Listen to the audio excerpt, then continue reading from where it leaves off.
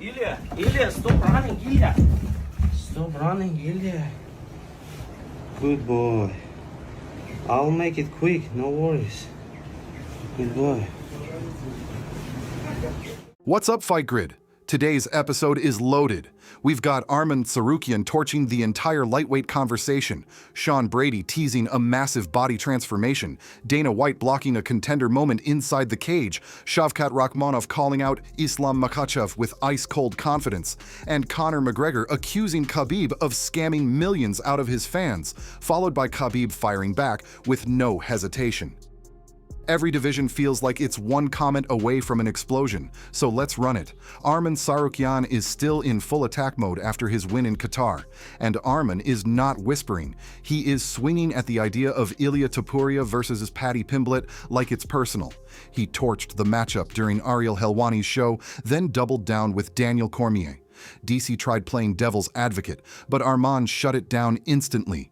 He said the MMA world would literally laugh at the idea of Ilia fighting Paddy because the fight would be too easy. Not competitive, not interesting, not worth Ilia's time. Is there a chance if they said to you, hey, you can fight for the belt, but it has to be in January, could you turn around that fast? Of course. I can rest 1 week, fly to US and stay there 2 months. It's enough time to get ready. I didn't get any injured, thank God, and they have to say that, and hopefully on Tuesday. Arman basically said the UFC is wasting everyone's time if they try to force it. But Arman didn't stop there. He went straight to X and roasted Ilia's nickname Evolution, writing, "Ilia's fall-off is wild. From El Matador to LP, to El Patico to El Panoa. That is championship-level trash talk. And honestly, lightweight right now feels like a pressure cooker. Ilia wants a signature win. Paddy wants a money fight. Arman wants a title shot. And Justin Gaethje is threatening retirement if he doesn't get his shot next. It's a four-way collision course, and the UFC can't please everyone. Meanwhile, Sean Brady is trying to reset his career mentally and physically after that rough TKO loss to Michael Morales. On his show Brady Bag, he kept it honest. He said getting caught hurts, but what stings more is not performing how he trained. Yeah, I mean, if you go back and watch that fight, it was a very competitive fight until it wasn't. I got caught with a punch that I didn't get dropped. I wasn't knocked out. I should have thrown back, and in that moment, I quit on myself, and that would never happen again. And that's the difference between Sean Brady of 2022 in October and Sean Brady of today. He also revealed that his fight week was rough enough that he could have pulled out, but he refused because he didn't want to be that guy.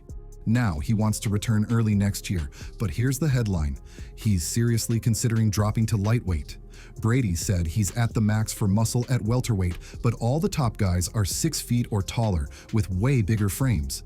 He feels like his natural dimensions match 155 more than 170. Former UFC fighter Zach Pauga disagrees and said dropping weight is never the answer. But Brady insists this is about physics, height, reach, leverage, not skill. He's not saying he wants to cut to 155, he's saying he might have to. And if he does drop, that already packed division could get even more crowded. Feel that gives you a springboard over Shavkat Rakhmonov for the next title shot after Jack Della Maddalena? I mean, I don't make those calls. The UFC does, but I think if you look at the people I've been beating versus Shavkat, I think I have a pretty good Gilbert Burns and Leon Edwards in my last two. Around the UFC, things are heating up everywhere. Petr Yan posted physique photos for UFC 323, and he looks massive, shredded, and locked in. Merab better take this seriously because Yan looks like he hasn't touched a carb since 2017. Waldo Cortez Costa wants a December 6th fight, which would give him 6 fights this year. 6! That's Cowboy Cerrone-type activity in 2024. Arnold Allen vs. Gene Silva is being targeted for UFC 324 at featherweight, even though Allen was rumored to move up. He tweeted, "Nope," leaving everybody confused. Nobody knows if he's denying the matchup, the weight class, or something else the public hasn't heard yet.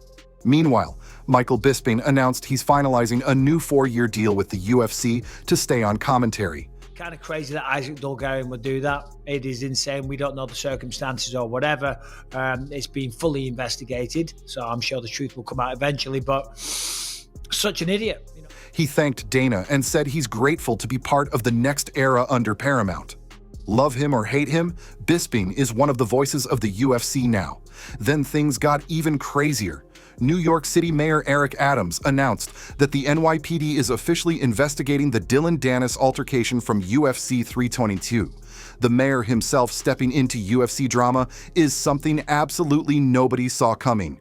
Conor McGregor retweeted the mayor's post instantly, and Ali Abdelaziz responded just as fast saying, "I thought you were gangsters. Now you call the police? Typical fake." That entire situation just escalated from fight controversy to political involvement in one tweet. Carlos Prates also tried to take advantage of the moment. Carlos, please explain why you have Leon Edwards in your background. I don't know. I do that since when I was fighting in Brazil because I think I like to keep focus on my opponent. You know, I think the place where I most look during the day is After Islam Makhachev's win, Prates asked if he could step into the cage and face off with Islam to build hype, and Dana White denied the request. Prates said Dana told him it was the champion's moment and he didn't want to overshadow it. But fans pointed out the UFC has staged face-offs for years. Prates also said he accepted a grappling match with Arman Tsarukyan, but the UFC shut that down too. He wants to return by February and doesn't care who he fights. Morales, JDM, anyone with a ranking, anyone with heat. He just wants the biggest name available. Then there's Shavkat Rakhmonov, the silent killer, who made a rare appearance on Ariel Helwani's show. He praised Islam's performance but questioned whether Islam was that good or if JDM just had a terrible night. Shavkat gave a full breakdown of his injury timeline. He fought Ian Gary with a torn meniscus and ACL, tried to rehab it without surgery, then finally went under the knife. All right, so a wild Shavkat appears and says that the situation is difficult. I'm waiting to see who will fight for the title. Perhaps we'll go straight to the title fight even next year. He's aiming for a February or March return and knows Islam won't be ready by then, so he's open to a contender fight. He named Prates, Morales, Usman, Buckley, and Belal. But the matchup that interests him the most is Kamaru Usman, even though he doubts Usman will ever accept after turning him down multiple times. If Shavkat comes back healthy, that entire top 5 is in danger instantly. Renato Moicano also responded to Dan Hooker, who called him out because they both suck. Moicano laughed and said, "He's right, I suck. He sucks. But he sucks way more."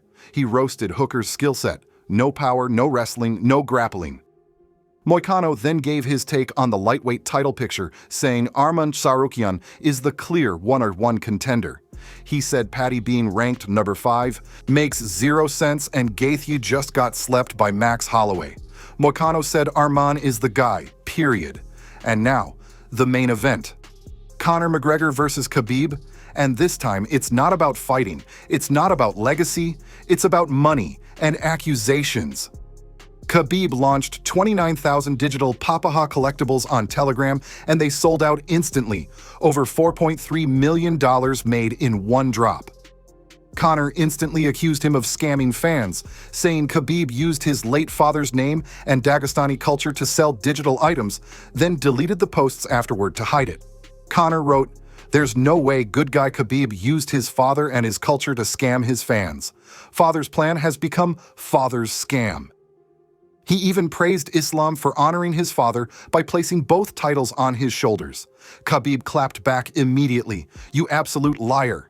You will always try to darken my name after you got destroyed that night, but you will never achieve that." He said these aren't NFTs, they're digital gifts celebrating Dagestani culture, not scams, and he reposted the auction results to prove everything was legitimate.